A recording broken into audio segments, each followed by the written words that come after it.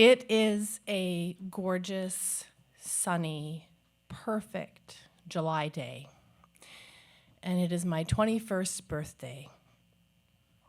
And I am on the outskirts of Ottawa, and I'm at the home of my boyfriend Blake's father.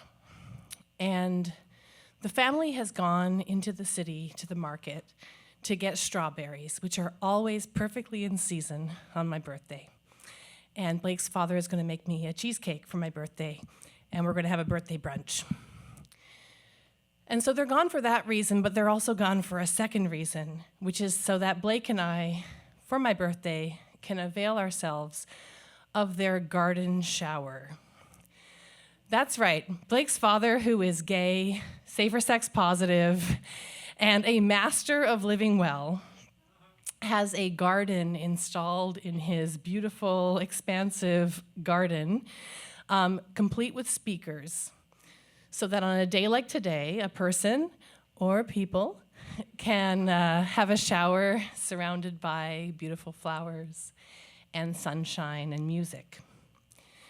And the album that Blake has chosen is the best of Van Morrison. Because he and I have talked about this, and we have a theory that everything is better with Van Morrison. And the song that is playing is Have I Told You Lately That I Love You? And Blake is kind of shy about his voice, but he's kind of singing along. And he hasn't said these words to me directly yet, but they are understood.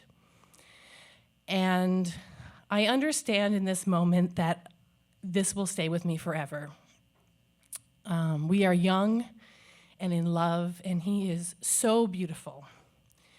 He is my height. He has gorgeous golden brown hair with perfect corkscrew curls. I'm very envious of his curls. And he exudes kindness and love in every movement. And being next to him, I know that it's not possible to feel happier than I do. And the word that's on my mind in this moment is Edenic. Blake and I met at the end of our semester at Dalhousie University a few months earlier. A classmate had introduced us as we were celebrating the end of the semester, and that night I recognized him as the guitarist from the Irish trad session that I'd been going to weekly for at least a year. And we bonded over our knowledge of music, and we stayed up all night listening to records and like Tom Waits and just so many things that we had in common. And we just talked all night. I remember like the sun rising. And after that night, we almost were never apart. We spent every night together, and that was just how it was for weeks. And then just as the summer was setting in and we were in this sleepy rhythm of after the semester and being students, and it was finally summertime, Blake got a call that his mother had a recurrence of cancer, and this time it was terminal. And so we were in Ottawa on his way to Michigan to be with her in her final days. And so after the garden shower and the brunch, I kissed him goodbye for an indefinite period of time, and he drove to Michigan, and I returned to Halifax, and we waited until a visit was possible.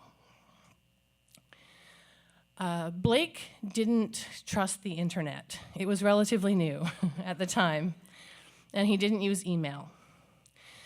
So I hand wrote him letters multiple days a week, and I took photographs, and I sent him prints. I sent him prints of favorite places that we went to in Point Pleasant Park, and I sent him pictures of places that he had not been, that I just thought he should see, and then maybe we could visit together sometime.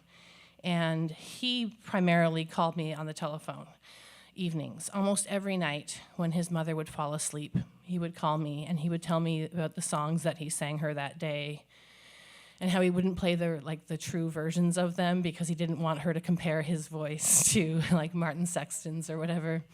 And he would tell me about the humor and the joy that they were finding together, even at this horrible time. And he came to visit me. Well, actually, we met up in Montreal that August. about 6 weeks after the garden shower, and we decided that this is where we were going to set our lives to be. And I applied for graduate school here, and he came and flew to Halifax in December, and we had a wonderful visit. And then in January, his mother passed away, and I flew to Michigan for her wake. And that day, after the guests left the wake, we were in his mother's bedroom, which had been cleared out and had photos in it because it was where the wake had been held. And he and I were lying on the carpet in the bedroom with his marmalade cat, Pico, between us, and we were petting him. And he told me that he wanted to be a palliative caregiver as his life's calling. And he was a practicing Buddhist, and he had already taught me so much about just being able to sit and breathe and how to be truly present for somebody without saying a word. And he wanted that to be his life's work. And he was 22 years old and had a very strong conviction that that's what he wanted to have. So he stayed in Michigan for a while. He was sorting out the details of his mother's estate, and I graduated from Dalhousie, and I relocated to Montreal. And he came the week I moved to Montreal, and we went to some trad sessions on Crescent Street, and he helped me settle in. And October that year, I took Thanksgiving long weekend, and I went to his home in Michigan, and we played backgammon, and we pet his cats, and we enjoyed the home-based sauna because his mother was also apparently an expert in living well. And I brought some CDs down from some artists that we both loved. And I said to him, oh, you know what I've been listening to? I've been listening to Moondance by Van Morrison. I bought the CD at a used store, and I'm really loving the track Into the Mystic. And he said, oh, I don't know that track. And I said, because it was 2001, and because there was not streaming, and because he wouldn't have used streaming anyway, I said, I'll bring the CD next time I visit, and we're going to listen to it together. And I didn't get to fulfill that very basic promise to him. About 3 weeks later, I was home from a graduate class, and I was chopping vegetables for dinner, and I hadn't heard from Blake for 9 days, and this was really unprecedented. And the phone rang, and it was the apartment phone, and it was a triple ring to indicate a long-distance call. And I flew across the apartment and dropped the knife in the kitchen, and I knocked over a pint of water. And I picked up the phone, and I just babbled relief into it. But it wasn't Blake. It was a mutual friend who told me that Blake's body had been found in his home, and it was an aneurysm that had ruptured in his brain. And I hung up the phone, and I walked to the bathroom, and I threw up. I came back to my room, and I don't remember if the Van Morrison CD was in my CD player or if I put it in, but I put it to track 5, and I put it on repeat 1, and I listened to Into the Mystic. And I sat in the armchair that I had moved from Blake's apartment in Halifax, and that I had had every single phone conversation with him over the past, year and a half.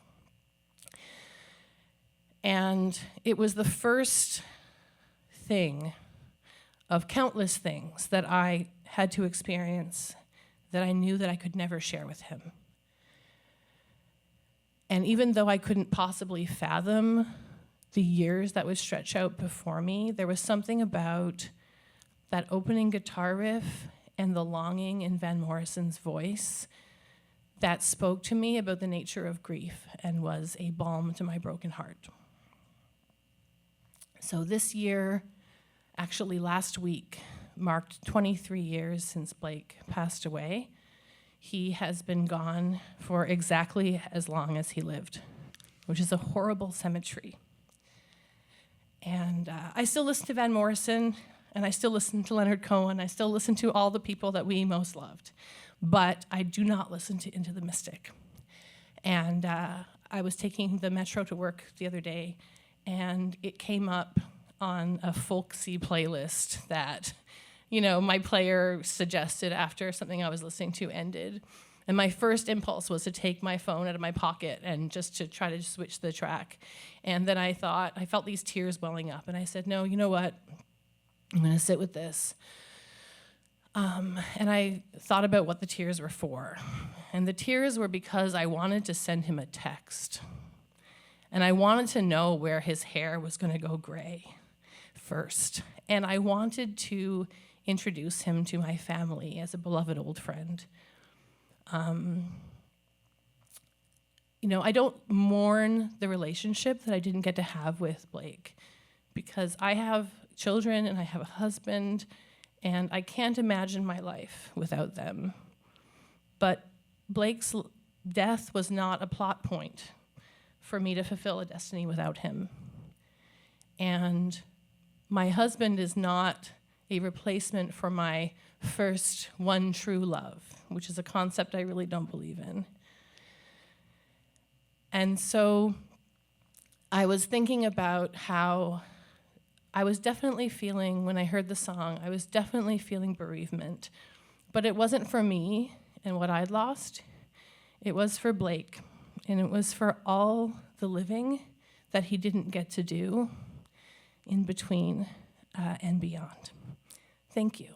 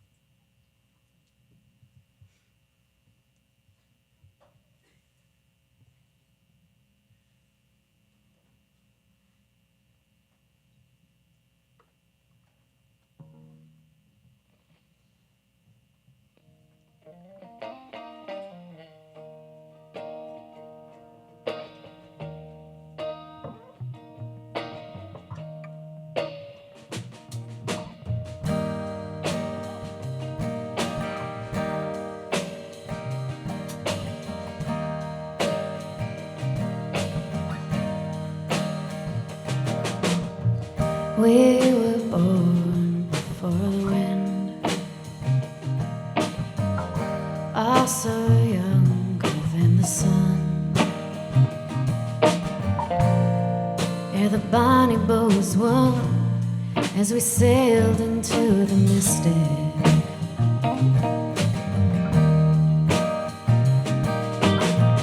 Hark now, hear the sailors' cries. Smell the sea and feel the sky. Let your soul and spirit fly into the mystic.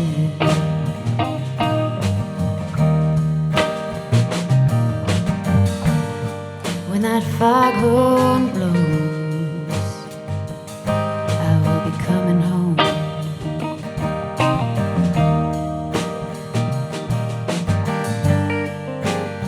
When that foghorn blows, I wanna hear it. Don't have to fear it, and I wanna rock your gypsy soul, just like way back in days of old. And magnificently beautiful.